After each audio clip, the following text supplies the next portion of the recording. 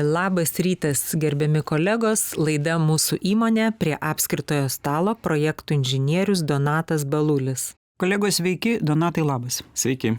Tai Donatai, šiandieną tu grįžęs iš atostogų ir tavo atostogos buvo svetur. Įgarsink, kur jas buvo? Šis kartas buvo tokia pasirinkta kelionė, Azijos šalis, Vietnamas. Bet prieš tai tavo buvo kelionė kur? Pakeliavau jau trečią kartą, tiesą sakant, keliavau po Šri Lanką. Tai mes bendrais bruožais pereikim truputėlį prie Šri Lankos, o po to po Vietnamą palakstysim, gerai? Ir žinai, kas yra įdomu, kai tu važiavai tada į Šri Lanką, prieš tai tu kaip tik pakeitei savo darbo lokacijos vietą. Tu išėjai iš parko ir patekai čia. Kiek tu parke pradirbai? 12 metų. O ką reiškia 12 metų išdirbti vienoje vietoje? O čia platus tikriausiai klausimas, keliais žodžiais negali atsakyti. Tai pirmiausiai susirasti gerą kolektyvą, kartu praleisti daug laiko, daug išgyventi, daug patirti, daug nukeliauti kartu, daug išmokti ir save išbandyti. Tai manau, čia apima visas šitas žmogaus judėjimo per gyvenimo, tobulėjimo stadijas, kurios ir susideda į tą 12 metų. Tai tiesiog kartu gyventi su kolektyvu tokį laiką. O kaip tu tikriausiai pirmą kartą aš išgirstu, kad darbuotojas sako, ne dirbti kartu, bet gyventi. Taip, tai juk darbas sudaro mūsų didžiąją gyvenimo dalį. Ir jeigu tai bus tik darbas, tai 12 metų ten neišbūsi. Ir atsitinka taip, kad tu 12 metų dedi tašką ir eini kitur. Taip atsitiko. Ir matomai, kaip ir gyvenime, ateini prie tam tikro taško, kai norisi kažkokių pokyčių. Tai tas noras tų pokyčių ir atvedė prie šito sprendimo. Aš jau pajaučiau viduj, kad reikia kažkokių pokyčių. Ilgai tam brendau, tikrai ilgai galvojau, nebuvo tai spontaniška. Bet tiesiog kažkoks vidinis balsas, šauksmas, noras, kad kažkas jau turi keistis. Tarkim, žmona sako vyrui, žinai, reikia pokyčių, mes daugiau taip negalim. Pakeiskim tapetus. Pokyčiai. Ką mes keičiam? Ne, mes keičiam aplinką. Keičiam tai, kas mus supa, bet nepamirštam tų senų tapetų. Juk su jais buvo irgi daug praeities, daug gražių atsiminimų tikrai. Tau pačiam kaip studijuojančiam kabalą. Niekada negalima pakeisti to, kas yra išorėje. Mes keičiam tai, kas yra viduj. Išorė vidaus atspindys. Taip, tai su tais visais pokyčiais išoriniais keičiasi ir žmogaus vidus. Ir tuo pačiu išorinius pokyčius įtakoja žmogaus vidiniai pokyčiai. Čia viskas bendrai susiję. Tiesiog visa tai yra didelio, plataus, gražus gyvenimo dalis, kur priimi tos momentus, kai tu džiaugiesi, kartu su kolektyvu dirbi, būni irgi teigiamai ir priimi teigiamai tada, kai ateina laikas tiem pokyčiam. Ir tavo kelionė į Šri Lanką susijusi su tuo pokyčiu? Iš dalies, iš tikrųjų senai norėjau save išbandyti, kaip man sektųsi keliauti solo, vienam, pabėgti į kažkokią tolimą šalį ir pabūti su savim šiek tiek. Tai atsirado tokia proga ir jos nepraleidau. Man tikrai buvo tokia senai mintis, kaip aš jausčiausi, kaip aš tai išgyvenčiau, ar man čia patiks, ar nepatiks, ar dar kažkokie kiti jausmai. Kad detalės būtų. Tu atvažiuoji į kažkur, į džiunglės, į miestelį. Atskrendi į oro uostą, išlipi iš lėktuvo ir galvoji, ką čia daryti. Ai, tik tai tada pradedi galvoti, kaip atskrendi? Žinau, kad reikia man nuvažiuoti iki tam tikro miestelio. Iš sostinės iki Kaduva, miestelį prie vandenynų. Ir išlipęs, pirmiausia, susitvarkau telefoną, įsidedu SIM kortelę, kad turėčiau kažkokį ryšį, tada išėjęs ieškau transporto, kas mane galėtų kažkokiais keliais nuvežti.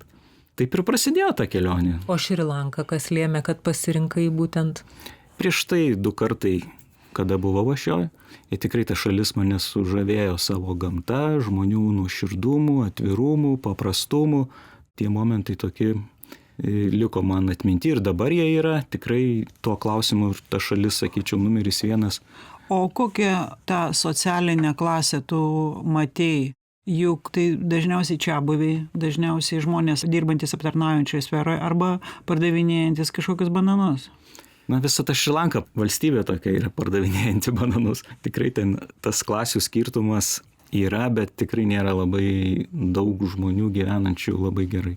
Iš tikrųjų pagrinde visi vidutinės klasės, tai ta dauguma tokia ir supo mane visą laiką. Tai tavo tikslai buvo kokie? ką patirti, jeigu tu vienas važiuoji, tai kiek tu tas palmes žiūrėsi ir į tą žydrą dangų ir vandenį. Juk kažkas tai buvo daugiau. Aš kažkokių pirminių tikslų labai didelių savo nekėliau. Iš tikrųjų, norėjau pabūti vienoje vietoje, po savaitės pakeisti antrą, trečią, ketvirtą, pakeliauti, pabendrauti su žmonėm, pasiėmiau knygų, galvojau paskaitysiu, bet tiesą sakant nieko neperskaičiau, nes labiau norėjosi gulėti ir žiūrėti į vandenyną, į duštančias bangas, negu kažką skaityti. Tai be jokių kažkokių didelių iššūkių. Ir gyvenimo vietas rinkaisi pakeliui, ta prasme, begulėdamas sugalvoji, kur toliau? Ne, rinkausi, buvau iš pradžių nusimatęs, kad pirmą savaitę vienoje vietoje, antrą savaitę važiuoju į džiunglės praleidžiu, trečią savaitę kalnuose ir ketvirtą vėl grįžtu prie vandenyno, palei kelis miestelius pravažiuoju. O džiunglės, tai juk vis tiek neatsikėlė ir nuėjau į džiunglės. Yra tam tikri keliai, turi būti gidas, nes ten gali įeiti ir nebeišėjai, kaip ir būna. Nebuvau detaliai visko suplanavęs. Palydovą džiunglėse jo turėjau, bet jau kai atsidūriau prie vandenyno, tada galvojau, kaip nuvažiuoti kitų džiunglių. Mintys atrodė viskas, kad ten daug paprasčiau, pasirodo autobusus reikia per 5 persėst, kad ten nuvykti. Tai... O skersmuo džiunglių koks? Tai Sinharadžos lietaus miškai, UNESCO saugoma teritorija. Pačio dydžio negaliu įvardinti, bet tai tikrai 10 000 hektarų. Ir kieno tu paklausėjai, kur radai gidą, kaip? Aš susiradau viešbutį, kuris yra prie pat džiunglių, ties vartais į džiunglės įėjimų. Ir tiek nuvažiavau į tą viešbutį tada pasiklausinėjau, kas mane gali nuvesti, kas čia vyksta, kokios ekskursijos, kokie turai. Tai jie turi kokias licenzijas, sertifikatus? Neprašiau sertifikatų, bet gidą atsiuntė ir dviese keliavom po tas džiunglės maždaug. Visą dieną buvo žygis. Su mašina, su kokiu? Ne, pėsčiomis. Ir kaip tai vyksta? Truputėlį, kad mes susidarytume vaizdą. Numatom, tarkim, filmuose, kaip rodo.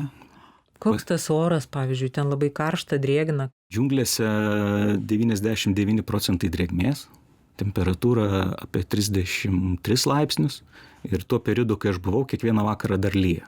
Tai išsinešiau rankšluostį padžiaut, gal laukiai išdžius, tai parsinešiau šlapesnį negu išnešiau. Tai drėgmė labai didelė, bet ta visa aplinka tai tikrai neeilinė. Vien savo garsais visais, ta gyvūnija, gyvąja gamta, kas aplinkui supa, tai net nežinau kaip tai perteikti. Tai kiekvienu momentu kažkas čiulba, kažkas šneka, kažkas, ne žmonės, ta prasme. Vis tu jauti, kad aplinkui tave vien gyva. Ir išėjus pasivaikščiot po tas džiunglės, aišku, savo akim eidamas ten be gido, tikrai ten tiek nepamatytum, kiek jisai parodė gyvatės ir vorai. Kokias gyvatės matėjai? Neatsimenu aš iš tikrųjų, kokios ten rūšys, bet ir nuodingos, ir nenuodingos. Tikrai jisai parodė, ką galima imti į rankas, ko negalima imti į rankas. Tai prasme, tu įėjai jam iš paskos, tengi takelių pramintų nėra, ar yra? Yra ten toksai takelis siauras. Kodėl džiunglėse neauga žolė? Tamsu. Ten visada pakankamai tamsu, daug augmenijos šiaip ant lapų, daug prikritusių šakų, tiesiog žoliai ten nėra vietos.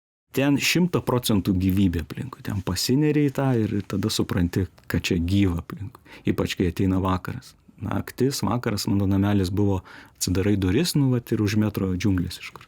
Tai jūs eidavot kažkaip tai nuo namelio iki namelio? Ne, žygis tiesiog. Vienos dienos žygis, tu pasirinki maždaug maršrutą kokiu ten, ką nori pamatyti. Tai aš norėjau ten iki Krioklių nueiti, iki stovyklos. Tai tuo maršrutu ir praeini kartu, o jisai pakeliui tau parodo. Čia toks medis, čia liana. Kiek kilometrų? Gal apie 12. Džiunglėse 12 tai yra 12 pirmin ir 12. Bendras maršrutas 12. Tai toksai tikrai jau yra ką veikti, nes temperatūra aukšta, drėgmė didelė ir ne vien lygumos, reikia ir į kalną palipti, ir žemyn nusileisti. Ten maliarija populiari? Ne, maliarijos nėra Šri Lankoj. Ten nereikia jokių skiepų, jokių ligų. Išnaikinta maliarija. Ta liga sukontroliavę. Nėra privalomų jokių. O įkandimai, ten tarp vabzdžiai ir visą kitą? Moskitai skraido, tai turi purškalą nuo uodų ir išsigelbėjai to. Tai viskas taip kaip pas mus vasarą. Gerai, pavaikščiai tu tą 12 kilometrų. Kokį tu turtą surinkai? Aišku, to vaikščiojimo finalas buvo maudymasis džiunglėse upėj po Krioklių. Tokiam, tai ten tikrai buvo labai gaivu ir smagu atsigaivinti. O vanduo šaltas? Pakankamai toks nešaltas, bet pagal tą lauko temperatūrą tikrai kontrastas buvo ir atsigaivint buvo labai malonu.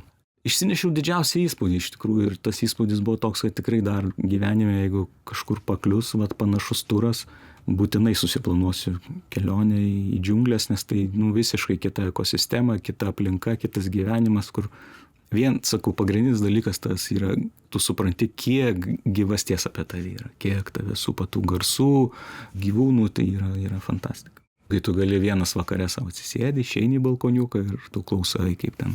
Bet ten nėra populiaru, pavyzdžiui, tie masiniai ėjimai, laužavietės. Ne, ten negalima tokių dalykų. Ten savo viešbutį taip, galbūt ten yra kažkoks, bet ten ribojamas tas ir patekimas, ir pagal sezoniškumą tie žygiai. Tai aišku, daugelį gąsdina tas džiunglės, kam nors pasakai, tai ten pirmiausia visokie stereotipai, vorai, gyvatės ir visi bijo ir nieks nenori. Bet tai ir yra pirmiausia ir vorai, ir gyvatės. Taip, ten to yra, bet ko čia bijoti iš tikrųjų? Juk didžiausias žvėris tai žmogus. Tai ten tokių mirtinai pavojingų, ar tu nebijai, ar jų ten nėra? Patsgi nebėgi ten vienas į džiunglės lakstyti, ieškoti nuotykių. Tikrai eini su kažkokiu žmogum, kuris žino tai. Tai, manau, to pakanka pilnai tam saugumui. Tai buvo, manau, tas stipriausias toks įspūdis iš tos kelionės, kas liečia gamtą, 2 vietos. Tai buvo tas žygis į džiunglės ir paskui buvo tokia vieta Veligama, ten visiškai laukiniai paplūdimiai vandenyno. Tai irgi tokia vieta, kur tu tikrai jautiesi vienas su gamta, turistų aplinkui visiškai beveik nėra arba visiškai minimaliai. Tenais tiesiog irgi pats pasirinkau. O ten labiau ar kaip lagūnas, ar kaip tiesioginiai krantai? Tiesioginiai vandenyno krantai, kur bangų dydis milžiniškas, jėga milžiniška. Maudytis, aišku, negali ten, nes tikrai pavojinga. Bet tiesiog tu gali eiti šalia tos stichijos, jausti tą vandenyno garsą, jėgą. Toks jautiesi aplinkui iš dalies ir vienas, bet kartu ir ne, kad tave kažkas supa didingo. Ar nebuvo tokio pojūčio, kad kai matai tokias bangas, yra ta energetika, užplūsta tokia jėga, kad niekas tam darbe nebaisu? Darbe ne, apie darbą galbūt negalvoji tada. Iš tikrųjų, tik galvoji apie tą jausmą, kuris yra aplinka, kuri tave supa. Neturi kažkokių konkrečių minčių, pabandai pasinerti tiesiog toje aplinkoje, pasidžiaugti maksimaliai. O kiek tavyje įsitvirtino sąmonėje, pasąmonėje, kai tu susiduri su ta gamtos stichija? Na, jeigu vis dar apie tai pasakoju ir tokį iškeliu kaip didžiausią įspūdį, tai tikrai, manau, liko visam gyvenimui ir tas jausmas, ne tai gal tie vaizdai, ne tiek, bet tas aplinkos jausmas, kurį tuo metu jauti būdamas ten, tai tikrai liko labai giliai ir ilgam.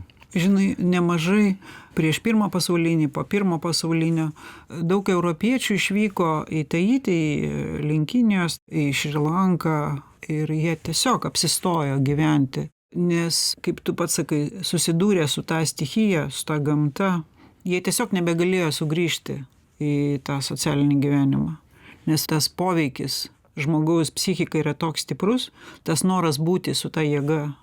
Tikrai stiprus jausmas. Aišku, tas jausmus labai sunku žodžiais kažkaip apibūdinti, bet tikrai šalis, kuri tą jėgą turi ir kuri, manau, labai daug semėsi tos energijos, o būtent iš tos juos supančios gyvos gamtos. Žinoma, ten buvę juk ir daug nelaimių, ko neįvertinu, daug pasakojo ir apie tą tsunamį, kaip žmogaus godumas faktiškai daugumą ir pražudė, kai atsitraukė vandenynas prieš tsunamį, visi puolė rinkti žuvis ir jūros gėrybės. Neįvertinę to, nebėgti tolyn, o visi galvojo, kaip čia faina, kaip mes čia visko prisirinksim. Ir kiek buvo laiko?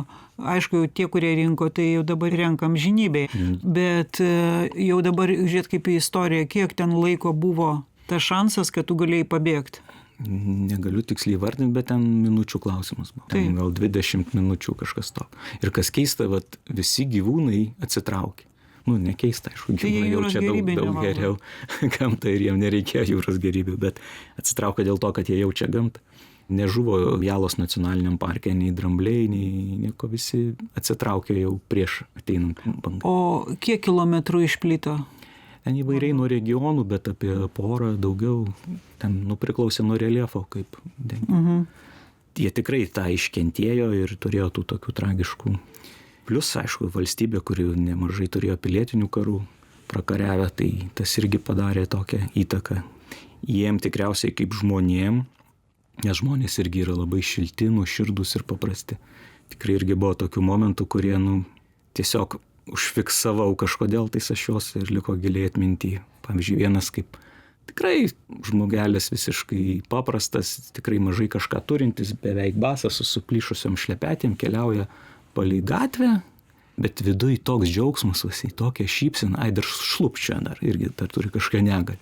Bet jis toks laimingas, jaučiasi, kad viduj tiek pasidžiaugsmo ir tada iš karto mintis, nieko juk neturi.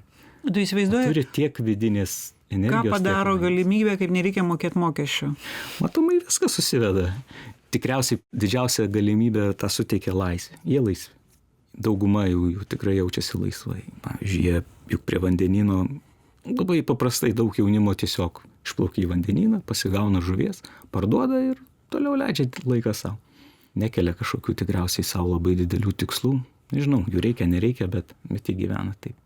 Arba kitas momentas irgi vienas vaikščiau irgi gatvelėm miestelio ir stovi prie vartų išėjus mergaitė, gal kokių 6 metų ir paima iš indelio man gėlytę žiedą ir dovanoja. Nesupranti nei priežasties, nei kodėl taip, bet tai va tiesiog atsitinka. Arba tu važiuoji autobusu, tavo laikai kuprinė sunkia, nieko nuostabus, kad jie paprašys, kad tu jiem duotum ją palaikyti, sėdintį. Paima iš tavęs, savo ant kelių pasideda ir laiko, kad tau nereikėtų laikyti. Tai visiškai natūralu. Ir tu manai, kad tai yra tos kultūros, gamtos, vandens? Manau taip. Tas juos daro tokius tikrai išskirtinius. Tai jeigu reikėtų tokią kaip išvadą padaryti, kokią tu savo pasidarėjai? Tai yra nuostabios gamtos ir labai nuoširdžių žmonių šalis. Taip trumpai pasakyčiau. O dabar Vietnamas? O Vietnamas dar šviežia labai ir tikrai dar sunkiai viskas susigulėja. Bet tai visiškai skirtinga šalis. Visiškai. Ir dažnai ieškojau, dėl ko čia tie tokie skirtumai. Juk irgi Azija, ta šalis irgi tikrai išgyvenus labai daug, 30 metų karo už savo nepriklausomybę. Tikrai teko lankytis Hošiminė karo muziejui, tai muziejus einantis į pasaulio muziejų 10. Visiškai paprasta ekspozicija, tiesiog nuotraukos ir pasakojimai. Tai tikrai išėjom sukrėsti nuo karo siaubo, nuo žmogaus, kuo paprasti žmonės gali virsti ir kaip elgtis su kitais žmonėms. Tai tikrai yra kažkas neįtikėtino. Amerikiečiai, kurie praėjo tą antrą pasaulinį karą, turėjo pamokas Hitlerio, darė tos pačius dalykus, ką darė ir nacistinė Vokietija. Tai tikrai šiek tiek apvertė man visą tą pasaulėžiūrą. Apvertė tai, kad tai yra labai arti mūsų, apskritai, arti žmogaus. Žmogus gali vieną minutę būti toks ir kažkas jį paveikia, karo realybėje virsta visiškai sužvėrėjusiu žmogum. Tai man tas toks momentas labai įstrigo. Ir svarbiausia, visa tai paremta idealu, vardant savo tėvynės, vardant aukštesnių tikslų. Klausimas, ar dar vardant savo tėvynės. Tarkim, aš suprantu vietnamiečius, kurie kovojo vardant savo tėvynės, vardant savo vaikų, ateities. Tai taip, bet kas juos amerikiečiai, prancūzai su jais kariavo, tai jie juk nekariavo vardant savo tėvynės. Jie kariavo vardant kažkokių ideologijų, vardant to, kas jiem įdėta į galvas. Tai taip, vardant idealų, taip. Tas pribloškė, suprantu, gal tėvynė. O kaip kryžiuočiai? Kaip eidavo? Taip, lygiai tas pats. O kai tu važiavai į Vietnamą, tai ar tu važiavai tos istorijos ieškoti, ar ko tu norėjai ten? Ne, Vietname daugiau norėjau gal susipažinti šiaip su jų gyvenimu, kultūra, su šalim. Be abejo, šalis yra labai didelė ir tikrai per tą laikotarpį, kiek aš buvau, neįmanoma jos. Bet visa jų istorija yra susijusi, pagrindė kultūriniai motyvai yra susijęs su nepriklausomybė, su nepriklausomybės išsikovojimu, išsaugojimu. Taip, ta kova jiem padarė labai didelį įtaką iš tikrųjų ir ne tik jiems, juos supančiai gamtai, juk buvo išnaikinta pesticidais visos upės, išdeginti miškai, ten gyvosios gamtos irgi faktiškai Vietname labai mažai. Jeigu lyginant su Šri Lanka, tai jos faktiškai nėra tenais. Aišku, galbūt dar kažkokie regionai, ne visą šiaip keliavau, bet tikrai palyginus, tas skirtumas labai toks jaučiasi. Tai tas visas karas ir padarė tą didelį įtaką jų dabartiniai kultūrai. Nors nežiūrint į tai, jie yra labai spalvinga šalis. O kas jiems labiau vietiniams? Ar jiems svarbiau yra vis dėlto ta jų istorija, kada jie buvo Indokinija, ar dabar kaip jau jie tapo Vietnamo? Ne, jie labai didžiuosi savo dabartinį šalim, nežiūrint į tai, kad dabar tai komunizmas pas juos, bet jie tikrai to nemato kaip kažkokios kliūties jiems vystytis, jau augti kaip šaliai ir tas puikiai matosi valstybei. Tikrai turim didžiausius verslo centrus išsistatę ir ta ekonomika jau nėra silpna, daug pramonės, gamybos, žemės ūkis, antri eksportuotojai kavos pasaulyje. Tai jie tikrai tokia šalis pakankamai sparčiai auganti. O tai kaip su ta kava, jeigu, kaip tu sakai, gyvos gamtos procentaliai yra nedaug? Na, aš turiu natūralios gyvos gamtos. Taip, kava auga plantacijose. Tai, ką jie sodina, tas pas juos ir auga ryžių laukai, tai irgi didžiąją dalį šalies. Aišku, tą visai įtakoja ir tos gamtinės sąlygos. Mekongo delta, kuri ten maitina didžiąją dalį šalies. Juk irgi ten Mekongo upė kilnojasi potviniai apie 2-3 metrus kiekvieną parą keičiasi vandens lygis. Tai viską užtvindo ir paskui vėl vanduo nukrenta apie 2-3 metrus. Tai kiek žinau, ten viena nešvariausių upių. Taip, ten jau visas gyvenimas, juk ten ir laivai, ir ta visa buitis, juk Vietname gyvena apie 70 milijonų. Tikrai didelė valstybė, tankis didelis gyventojų, tas ir įtakoja tą visą švarą. O kaip, kai tu susiduri su ta pseudo tokia urbanistika, koks pojūtis savęs kaip lietuvio, kuris gyvena valstybėje mažiau nei 3 milijonai? Na, mes jaučiamės labai gerai gyvenantis.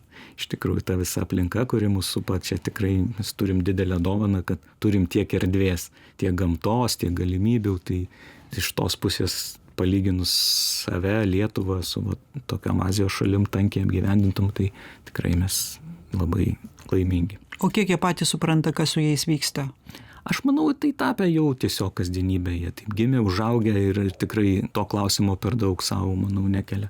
Jiem tai yra visiškai normalu gatvėje visą tą gyvenimą savo ir virt prie savo namo kiemo išėję. Ten nėra kiemo, tiesiog išėjimas tiesiai į gatvę, tai toj gatvėje ir automobilį tvarkyti, ir tepalus keisti, ir valgyti, virti, ir indus išsiplauti. Ir tiesiog pas juos tokia yra norma. Tai važiuojant tokią šalį, tai reikia ir labai priimti. Nes jeigu nuvažiuoji su savo nuostatais iš ankstiniais, kad turi būti taip ir čia taip labai gerai, tada tikrai sunkus. O turi būti šalį. Kaip tai? Turi būti gerai taip, kaip jiem gerai. Ta turi suprasti, jog tai yra jų kasdienybė, jų laimė, džiaugsmas ir tiek. O kas tave sukrėtė? Su kuo tu susidūrė, kas tu iš tiesų padarė įspūdį? Realiai tai reitingavom vietas, kurias aplankėm, dėliojom, kas numeris 1, numeris 2.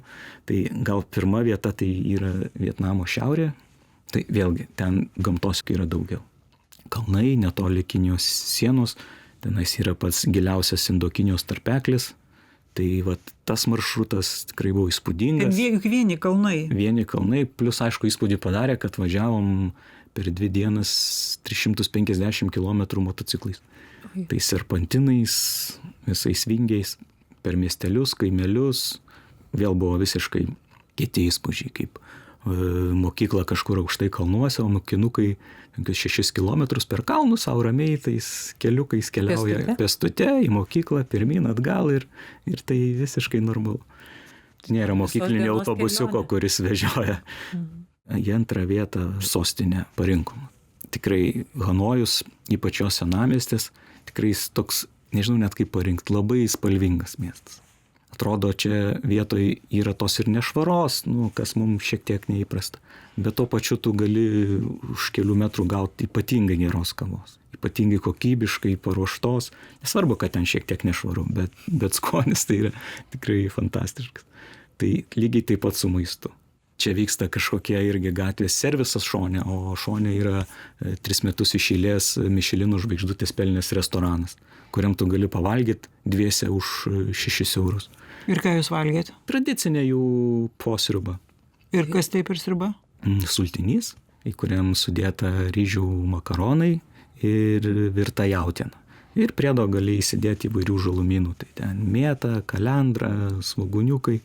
Paprastas patiekalas, kuris yra jų tradicinis. Ir kaip tu manai, Mišleno žvaigždutės už ką ten, kas? Na, Mišleną tikriausiai duoda pagal standartus, tikrai ten nėra kažkas apeito arba išgalvoto. Už maisto kokybę, aš manau. Jis tikrai toks kažkuom išskirtinis. Aišku, reikia būti gal tuo ekspertu, kuris galėtų jau taip taikliai viską įvertinti. Ten yra reikalų su ta sriuba ir gerai sultinį išvirt ir patys makaronai, juk jie ir patys makaronus tos daro, kiek žinau. Viskas. Pagrindė visas maistas visos ruošiamas toks visiškai paprastas, naminis maistas ir visiškai faktiškai pritaikytas mūsų skoniui, kas buvo skirtingai Šri Lankai. Šri Lankai jau reikėjo pasirinkinėti truputį, nes tai nebuvo mums įprasta. O trečia vieta? Trečia vieta Mekongo delta. Tai tikrai irgi ta vieta, kur labai labai skirtinga. Pradedant nuo jų to vietinio gyvenimo, kelių minimaliai yra pagrindė, visas gyvenimas vyksta upėje.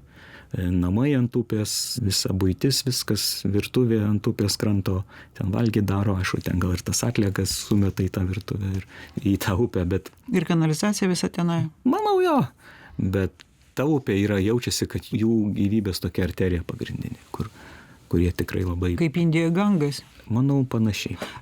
Mes čia kalbėjom su vienu Krišnaitu, tai sakė, jūs būkit ramus, Gango upė eina ir dvasiniam lygmenį. Net per visą dvasinį pasaulį eina Gango upė. Tai šita upė lygiai taip pat, ar ne? Jo, jinai išteka iš Himalajų, keliauja per 6 valstybės, tai manau, jinai tos energijos, gyvybės, to gyvenimo tikrai susirenka labai labai daug. Tu štai grįžai iš kelionės. Kaip tiesa, koks smagumas yra keliauti su žmona? Pauzė. Ne, iš tikrųjų, taip, dviese yra aspektų tokių skirtingų. Vienam irgi yra pliusų ir minusų, dviem irgi yra ir pliusų ir minusų. Tai manau, kad vertinčiau lygiaverčiai. O galima kelionėje štai savo gyvenimo draugę pamatyti naujai? Ar pavyko? Mes šiaip labai gerai pažįstami. Tai kažko naujo tikrai neižvelgiam. Nenustebino tave? Nebuvo gal čia tokia gyvenimo kelionė, kur labai reikalautų didelių iššūkių, kurie ten tada vėl atskleidžia kažkokius naujos savybės žmogui. Tai nebuvo čia tas.